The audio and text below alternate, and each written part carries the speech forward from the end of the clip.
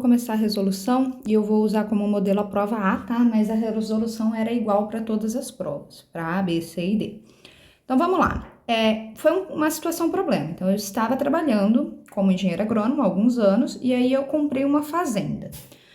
Aqui no começo da minha história já tinha quantos hectares a minha fazenda tinha, tá? Então nesse caso aqui era 30, tinha fazenda com 80 e por aí vai, tá? Então a pastagem da propriedade estava degradada, você decide substituí-la, né, por uma lavoura de milho. Então, após o primeiro ano de cultivo, você faz algumas avaliações e resolve interpretar os resultados. E aí eu trouxe essa tabelinha para vocês. Que em todas as provas eu tinha 4 variáveis. Eu tinha 2 variáveis que eram quantitativas, que indicavam quantidades, e 2 que eram qualitativas, indicavam qualidade, tá? Uma coisa que é importante vocês entenderem é que o que está trazendo aqui é a quantidade de talhão da minha propriedade. Então, eu dividi a minha propriedade em 14 talhões diferentes, ou seja, 14 áreas diferentes. É como se eu tivesse 14 propriedades diferentes, vamos dizer assim, tá? E aí aqui embaixo estava falando que eu fiz a avaliação dentro de cada talhão. Então, para avaliar a porcentagem de acamamento de plantas, produtividade e rebrota da pastagem de cada talhão, você selecionou aleatoriamente 20 pontos por talhão. Então, cada talhão aqui foi avaliado de forma diferente, tá? E para avaliar cada talhão, eu usei 20 pontos dentro daquele mesmo talhão. Nesses 20 pontos, eu separei uma área de 10 metros quadrados e avaliei dentro dessa área. Por que eu trouxe essa informação para vocês? Porque cada variável dentro da agricultura, eu vou avaliar de uma forma diferente. Quem vai me dizer a forma de avaliação dessa variável vai ser um boletim técnico. Então, para avaliar produtividade, para avaliar acamamento e para avaliar rebrota, eu não posso pegar uma planta, igual eu faço para altura de planta, tá? Eu tenho que pegar uma área, senão a minha resposta, meu resultado não vai ser um resultado bom, tá? Então, aqui eu falei que foi pego uma área de 10 metros quadrados em 20 pontos. Então, cada ponto desse foi selecionado 10 metros quadrados e foi avaliado esses 10 metros quadrados em cada ponto. Depois desses 20 pontos, foi feita uma média, né? E essa média é o resultado do talhão que tá ali em cima na minha tabela, tá? Então, na tabela estão apresentados os valores médios, ó, média de cada uma das variáveis, a média dos 20 pontos de cada variável. Para avaliar o pH do solo, você coletou amostras em 20 pontos, misturou as amostras e tirou uma pequena porção enviada para o laboratório.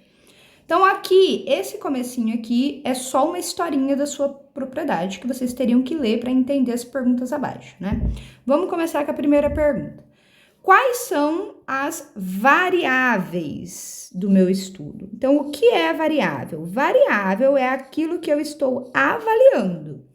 Quem respondeu que as variáveis são isso daqui, isso daqui, isso daqui e isso daqui, acertou meio ponto, tá? Talhão não é variável, eu não estou medindo o talhão, eu não estou avaliando o talhão. O talhão é uma área que foi dividida da minha propriedade, tá? Eu estou medindo, eu estou avaliando, eu estou tendo variação de número variável para acamamento, produtividade, rebrota da pastagem e pH do solo. Então, vocês teriam que ter respondido essas 4 palavrinhas que estavam aqui nessas colunas, tá? Para ter respondido certo a questão 1. Só pedi para falar variável, não precisava nem explicar nada, só escrever a variável, tá? Questão 2. Qual a população e qual é a amostra para porcentagem de acamamento, tá? A população são todas as plantas de milho de cada talhão. Todas as plantas de arroz de cada talhão, todas as plantas de soja de cada talhão, todas as plantas de algodão de cada talhão. Por quê? Porque eu fiz a separação de amostras em cada talhão. Então, eu estou avaliando aquele talhão, tá? Então, a população é todas as plantas de milho de cada talhão. E a amostra? Os 20 pontos que eu avaliei. Ou os 20 pontos de 10 metros quadrados que eu avaliei. Ou as plantas que estavam dentro desses 20 pontos que eu avaliei. Tudo bem? Resposta da 2. Agora vamos para a resposta da 3. Qual variável foi avaliada mediante a coleta de amostras compostas? Sempre era a variável que estava nessa última coluna aqui. Ou o teor de fósforo do solo, ou o teor de potássio do solo, ou o teor de... acho que era cálcio, né? Qual que era a última? Deixa eu ver aqui. Isso, teor de cálcio, teor de potássio, teor de fósforo ou pH do solo. Para eu responder isso aqui, eu precisaria me lembrar o que é uma amostra composta, tá? Então, o que é uma amostra composta? Que era outra parte da minha questão, que explique o que são amostras compostas, né? A amostra composta é uma amostra que eu coleto várias amostras simples, misturo essas amostras simples e depois eu coloco, misturo elas, né?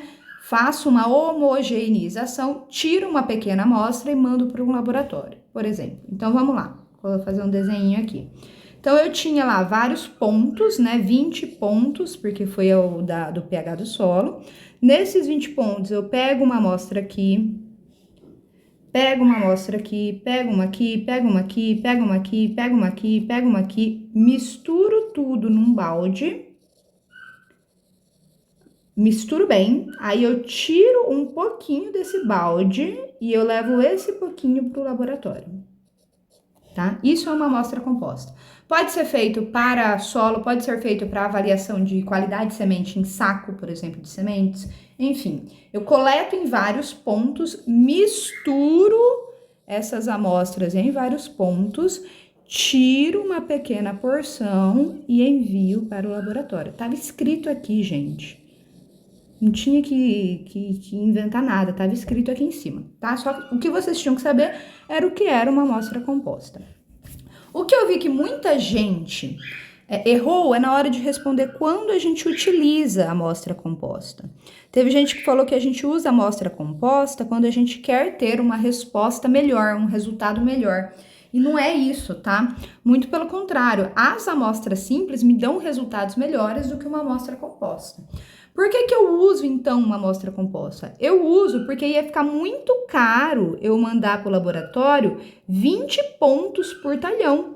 Cada análise de solo sai mais ou menos R$40. Se eu tenho 14 talhões, eu vou fazer 14 vezes 40, tá? Que vai dar R$560. Agora, imagina se eu fosse pegar, dentro dos meus 14 talhões, 20 amostras simples em cada talhão, e aí ainda mandar tudo isso e pagar R$40. Ia ficar muito caro. Então, a gente não leva amostra simples para o laboratório por conta do custo. Ou então por conta do trabalho que teria fazer essa análise, tá? Então, as amostras compostas, elas são utilizadas quando é muito caro ou muito difícil eu fazer a amostragem simples. Não é porque ela é melhor, muito pelo contrário. Melhor seria se cada ponto desse eu levasse para o laboratório para fazer a avaliação, né? Mas a gente sabe que não é assim que funciona, tá bom? Belezinha? Então, a resposta 3 tinha que ter 3 respostas, né? Qual a variável? pH do solo, potencial do fósforo, potássio ou cálcio, depende da prova que vocês estavam fazendo. Explicar o que é a amostra composta é quando eu tiro várias amostras, né? Coleto amostras simples, misturo essas amostras e envio uma subamostra para o meu laboratório.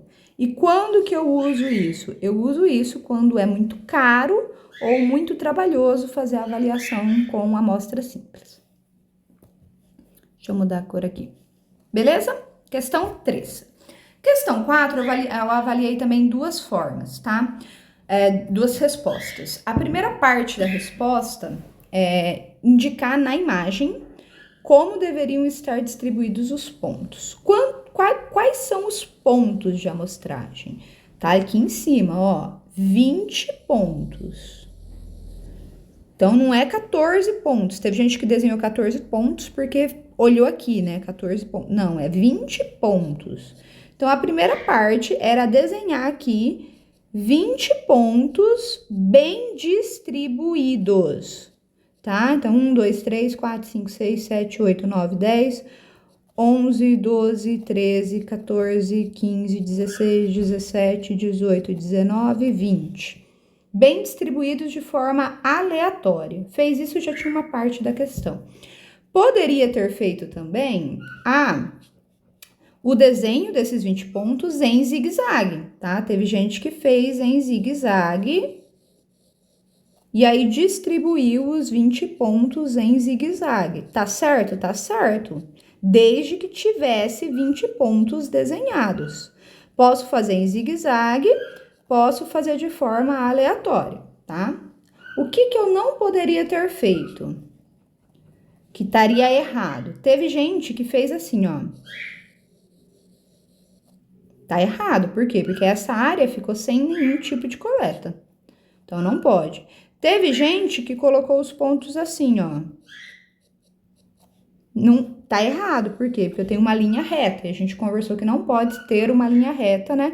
Porque se aqui caiu um adubo, por exemplo, aí aqui vai ter um resultado diferente do resto da minha área. Então, isso daqui também estaria errado, tá? Fez em zigue-zague ou distribuiu de forma aleatória os 20 pontos, ocupando toda a parte da minha área, né? Toda a parte do talhão, tá? Não podia desenhar fora do talhão, tava errado, tá? Dentro do talhão. Fez os 20 pontos, já ganhou meio ponto, tá?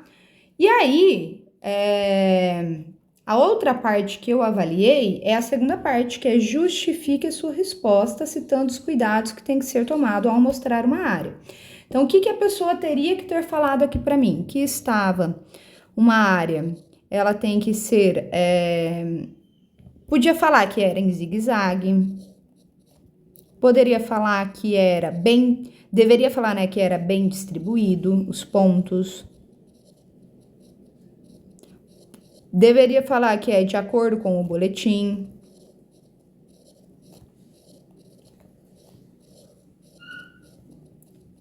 Falar que tem que ser representativo.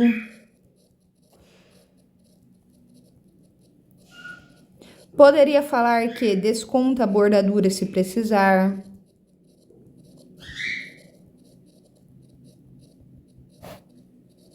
Deveria falar que evitar escolher as plantas, ou seja, fazer de forma aleatória.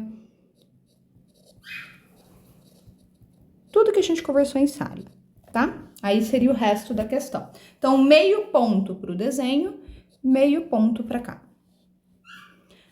Aí a gente vai para outra questão, que é a questão 5, tá? Faça a tabela de frequência. Com a frequência absoluta acumulada, frequência relativa, aqui estava repetindo, frequência relativa acumulada, porcentagem e porcentagem acumulada, para a qualitativa ordinal. Pessoal, teve gente que fez para as duas qualitativas, eu não pedi para as duas, então eu descontei ponto, porque uma das questões aqui era saber se você sabe qual é a qualitativa ordinal, tá? Qual que é a qualitativa ordinal? A qualitativa ordinal é a variável que eu consigo ordenar, eu consigo ter uma ordem de melhoria ou uma ordem de classificação. Não era a rebrota da pastagem, porque a rebrota da pastagem ou é sim ou é não, não tem uma ordem. Agora era essa última aqui, que é o mesmo que a gente estava falando da amostra composta. Por quê? Porque eu consigo separar. Eu posso começar falando alto, adequado e baixo, por exemplo, ou baixo, adequado e alto. Tem uma ordem, tá? Do menor valor de pH para o maior valor de pH. Do maior valor de pH para o menor valor de pH. Eu consigo ter uma classificação, tá? Em valores, por exemplo. Então, o ordinal era esse. Então, eu teria que ter feito a minha tabela de frequência aqui, ó, da pH do solo, tá? Nessa daqui eu descontei também se não tinha o título completo, mas aí o do título completo eu descontei só 0,25, pouquinho, tá? E aí eu vi se a pessoa fez as contas certinhas, se ela sabia montar uma tabela, se ela sabia como calcular a parte acumulada ou não. Aí veio a outra questão, que é a questão 6. A questão 6 é a questão que é a mesma coisa, fazer uma tabela de frequência, só que aqui eu fui boazinha, eu pedi só frequência absoluta, frequência relativa, porcentagem e porcentagem acumulada. Então, não precisaria fazer a frequência absoluta acumulada, nem a frequência relativa acumulada, tá? E aí, eu pedi para vocês fazerem para uma das variáveis quantitativas, qualquer uma. Vocês poderiam escolher se vocês iriam fazer da primeira coluna ou da segunda coluna, tá? Vocês que escolhiam. Aqui, eu avaliei principalmente se sabia separar em faixas, tá? As faixas, elas podem ser separadas de duas formas, né? Ou eu faço ela separando em intervalos constantes ou em número de faixas. Tanto faz o que vocês iriam escolher. O que eu avaliei? O tamanho da faixa tá igual? Eu não posso ter uma faixa com um intervalo de 2 e a faixa de baixo tem um intervalo de 11 e a última faixa tem um intervalo de 8, tá? Todas elas têm que ter um intervalo igual. Ou de 1000 em 1000, por exemplo.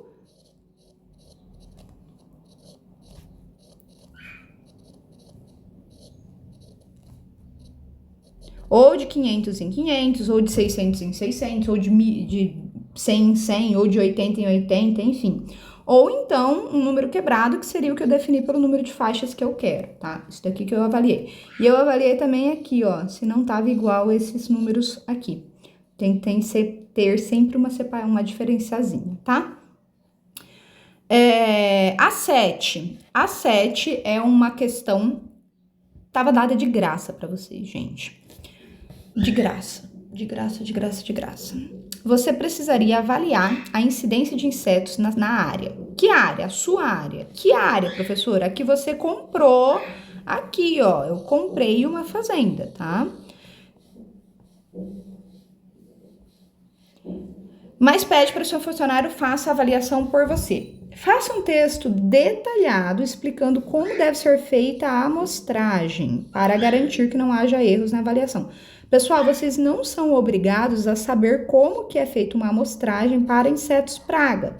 Ninguém é obrigado a saber isso. Vocês têm que saber interpretar um boletim. Então, eu trouxe para vocês aqui o boletim de como fazer a amostragem para insetos pragas, tá?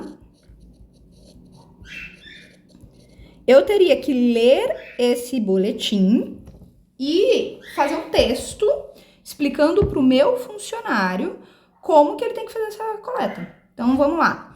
Caminhando em zigue-zague, avalie a quantidade de insetos em 6 pontos se a área tiver até 9 hectares, 8 pontos se tiver de 10 a 29, 10 pontos se tiver de 30 a 100. Quantos hectares tem a minha propriedade? Não sei, tava lá em cima. Ó, 30 hectares nessa prova aqui. 30 hectares... Então, é de mais de 30 a 99. Então, aqui eu teria que ter falado que teria que coletar em 10 pontos, tá? Não precisaria dividir em talhão. Eu dividi em talhão, em 14 talhões, para fazer o acamamento, a produtividade, a rebrota e o pH. Porque para essas avaliações precisaria dividir em talhão. Para a avaliação de insetos praga, não precisa dividir em talhão. Poderia fazer uma amostragem só na minha área toda, porque não teve mais de 100 hectares. Então, nesse caso, eu teria que falar, fulano de tal, você vai entrar na área... vamos terminar de ler, tá? O monitoramento será realizado nesses pontos para amostragem com uso de gabarito. Atenção! Adentre 30 metros na gleba ou talhão para fazer a amostragem, evitando o efeito bordadura. Então, o que eu falaria? Seu João, seu Joaquim, seu Pedro, enfim, o nome do seu funcionário. Você irá caminhar 30 metros dentro da área, fazer a coleta em 10 pontos bem distribuídos em área total.